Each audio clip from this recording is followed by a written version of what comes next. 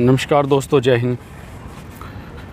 दोस्तों, आज मुझे लगता है कि हिंद सनातन धर्म के ख़िलाफ़ बोलना एक राजनीतिक स्टेटस बन गया है। वोट लेने के चक्कर में लोग कुछ भी बोलते हैं। कुछ दिन पहले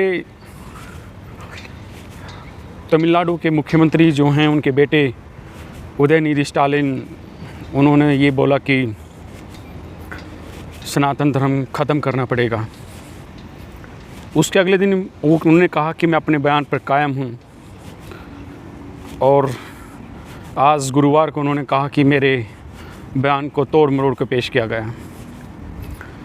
गुरुवार को ही डीएमके यानी उन्हीं की पार्टी के सांसद हैं, उनके पारिवारिक भी हैं, ए राजा सांसद हैं वर्तमान में। उन्होंने तो यहाँ तक कहा कि सनातन धर्म HIV बीमारी जैसा है, यानी कि HIV एड्स जो बीमारी है उसकी तुलना हमारे सनातन धर्म की है। ये पहली बार नहीं हुआ कि कोई सनातन धर्म के खिलाफ बोल रहा है। लगभग कोई पार्टी ऐसी बची होगी कि उस पार्टी के नेता ने हिंदू धर्म या हिंदू के खिलाफ या हिंदुओं को टारगेट करने के लिए ब्राह्मणों के खिलाफ या सनातन धर्म के खिलाफ नहीं बोला। मैं बताऊंगा, अभी चर्चा करेंगे। 1947 में देश का बंटवारा धर्म के नाम पे हुआ था और ओपन धर्म के नाम पर पाकिस्तान मांगा गया था। जिन्ना ने स्पष्ट कहा था कि वो मुस्लिमों के लिए अलग से देश चाहते हैं। मैं उसमें नहीं था, आज का युवा भी नहीं था, लेकिन ये मैं दावे से कह सकता हूँ कि उस समय के जो मुस्लिम नेता थे, और मुस्लिम नेता उस समय सबसे बड़ा श्रीमान जिन्ना थे, श्रीमान जिन्ना ने भी शायद ये नहीं कहा होगा कि सनातन धर्म को ख़त्म करना होगा। उन्होंने ये ज़रूर कहा था कि हम सनातनियों के साथ नहीं रह सकते, हमें एक अलग देश चाहिए। लेकिन उन्होंने ये नहीं कहा होगा, शायद, ये मैं पक्का दावा करता हूँ, क्योंकि कहा होता तो गूगल में या कहीं भी सुनने को ज़रूर मिलता कि जिन्ना ने ऐसा बोला था, जो आज DMK के नेता बोल रहे हैं सनातन धर्म को ख़त्म करने के लिए। जो देश इसलिए बट गया हो कि दो धर्मों के नाम पर बट गया, उसके बावजूद भी किसी नेता ने सनातन धर्म को ख़त्म करने की बात नहीं कही। लेकिन आज भारत में, उसी के देश में, उस सनातन धर्म को ख़त्म करने की बात की जा रही है। जो देश सनातन धर्म का ही है, उसे ख़त्म किया जा रहा है। ये ठीक है, आज लोकतंत्र है तो सभी धर्मों का उसमें बराबर अधिकार है, लेकिन इस देश का मूल धर्म तो सनातन ही है, और उसे आज ख़त्म करने की बात कही जा रही है। ये राजनीति का जो ओछापन है, या राजनीति किस स्तर पर गिर गई, सतयुग में और त्रेता युग में और द्वापर युग और कलयुग में।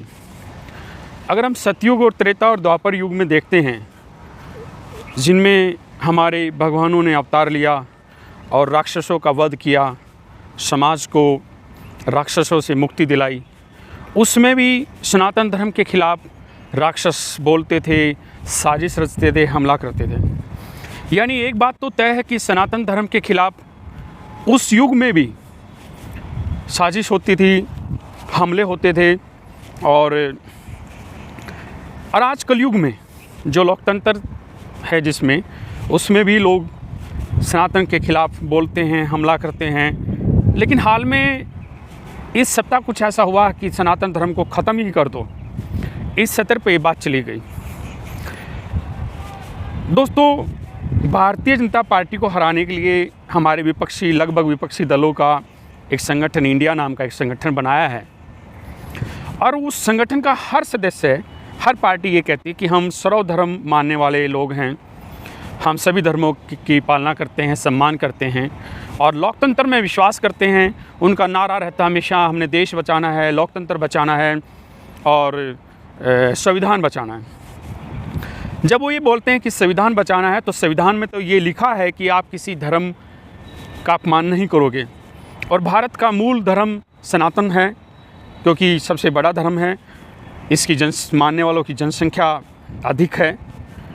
उसके बावजूद भी दूसरी पार्टियां कुछ लोगों की वोट लेने के लिए हमारे सनातन धर्म को बड़ा उल्टा सुल्टा बोलते हैं। दुख इस बात का है दोस्तों कि जब सनातन धर्म के खिलाफ DMK पार्टी के नेता बोल रहे हैं, तो इंडिया संगठन में तो तमाम शामिल पार्टियां उनके खिलाफ नहीं बोल रहे, उन्हें ये नहीं कह रहे कि आप मौन हो जाइए, आप मत बोलिए ऐसा। तमिलनाडु के कांग्रेस पार्टी के प्रदेश अध्यक्ष ने तो यहाँ तक कह दिया कि हम सब धर्मों का सम्मान करती कांग्रेस पार्टी, लेकिन जिसने ऐसा बोलना है उसकी ये अभिव्यक्ति की आज़ादी है। अगर उनके संगठन में शामिल कोई राजनीतिक पार्टी सनातन धर्म के खिलाफ बोल रही है तो ये अभिव्यक्ति की आज़ादी हो गई। जब दूसरा कोई बोलता है तो संविधान खतरे में है, लोकतंत्र खतरे में है और सीधा टारगेट प्रधानमंत्री नरेंद्र मोदी पे किया जाता है कि उनकी सत्ता के कारण ये कट्टरपंथी हिंदू आतंकवादी तक बोला जाता है। साथियों, कांग्रेस पार्टी इस संगठन में सबसे बड़ी पार्टी है और सबसे ज़्यादा सत्ता करने वाली पार्टी है देश में। आप उनके नेता की बात उठा लीजिए। उनके राष्ट्रीय अध्यक्ष हैं श्रीमान मल्लिकार्जुन खड़गे जी, जो पूर्व में ये कह चुके हैं कि अगर इस बार मोदी जी का सत्ता आया तो सनातन धर्म का देश पे कब्जा हो जाएगा। अब इस देश में सनातन धर्म नहीं होगा तो क्या होगा? हाल में उनके बेटे ने, जिनका नाम प्रियांक खड़गे जी है, श्रीमान बोलते हैं कि ये धर्म सबको बराबरी का हिस्सा नहीं देता है, सबको बराबरी पर नहीं रखता है।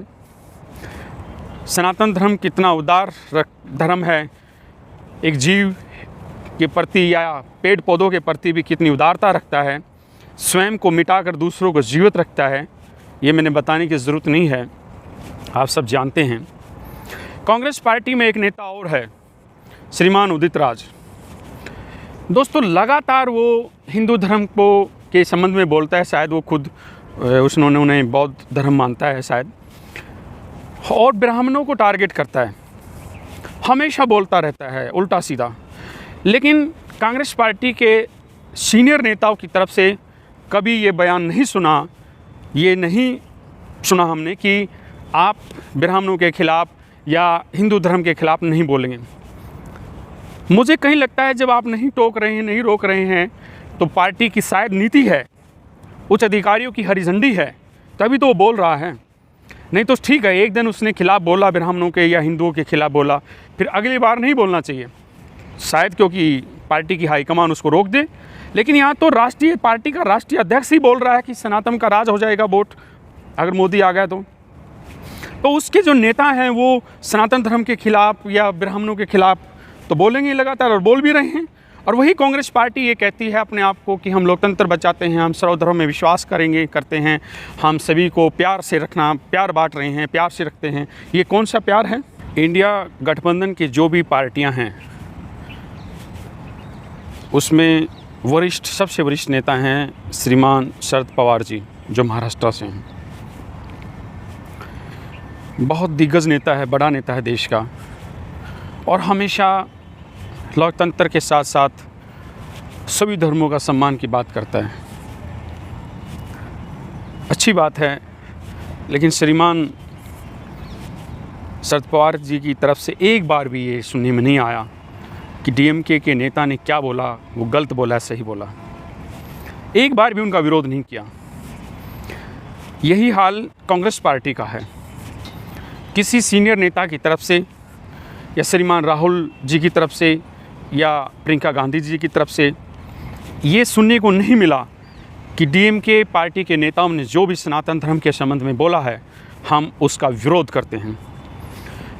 वो डीएमके पार्टी का क्या विरोध करेंगे जब उनकी खुद की पार्टी के राष्ट्रीय अध्यक्ष, जब उनकी खुद की पार्टी के नेता उदित राज ब्राह्मणों के खिलाफ और सनातन धर्म के खिलाफ बोलते हैं तो वो मौन होते हैं। मैं उनसे पूछना चाहता हूं कि ये कौन सा लोकतंत्र है आपका? कौन सा लोकतंत्र लाना चाहते हो आप? जब आपकी पार्टी के नेता सनातन धर्म के खिलाफ बोलते हैं, आपकी पार्टी के नेता ब्राह्मणों के खिलाफ बोलते हैं और आप मौन रहते हो, फिर किस दावे से आप कहते हो कि हम सभी धर्मों का सम्मान करते हैं? आप तो सिर्फ सत्ता पाना चाहते हैं। अगर आप सच में सबका सम्मान करते तो अभी तक उदित राज की जुबान पर ताला लगा दिया होता कांग्रेस पार्टी के हाईकमान ने कि आप ब्राह्मणों के खिलाफ नहीं बोलेंगे। लेकिन वो लगातार बोल रहे हैं, अभी भी बोल रहे हैं। समाजवादी पार्टी, कितनी जबरदस्त बेशर्मी है कि आप किस मुंह से कहते हो कि हम समाज में सबको बराबर का दर्जा देते हैं। आपका नेता लगातार ब्राह्मणों के खिलाफ आगे बोल रहा है और आप उसे मौन नहीं कर रहे हैं, आप उसे कह नहीं रहे कि आप पार्टी की विचारधारा के अलग चल रहे हैं। इससे स्पष्ट है कि आपकी पार्टी की विचारधारा ही यही है। लोहिया जी का सिर्फ नाम यूज़ किया जा रहा है, प्रयोग किया जा रहा है। आप पार्टी के बारे में तो क्या कहना है? स्वार्थ, मौका परस्त राजनीति बस, और ऐसी मीठी बातें लगाएंगे जैसे ये मानवता को, सर्वधर्म को और सच में लोकतंत्र पसंद लोग हैं। इनकी पहचान, इनकी असलियत अभी इंडिया गठबंधन में जो शामिल हैं सबकी दिख रही है, जो डीएमके के नेताओं के सामने मौन हैं। आरजेडी के एक नेता ने तो आज ये कहा है कि देश उनके कारण गुलाम हुआ जो तिलक लगाते हैं। और आरजेडी पार्टी जो ये दावा करती है कि हम सर्वधर्म का सम्मान करते हैं, वो डीएमके के नेताओं के बयान पर मौन है। यही स्थिति जेडीयू के नेताओं की है, जो जेडीयू अपने आप को सेकुलर पार्टी कहती है, और वो उस गठबंधन में शामिल हैं जिसमें सनातन धर्म को नष्ट करने की बात कही जा रही है।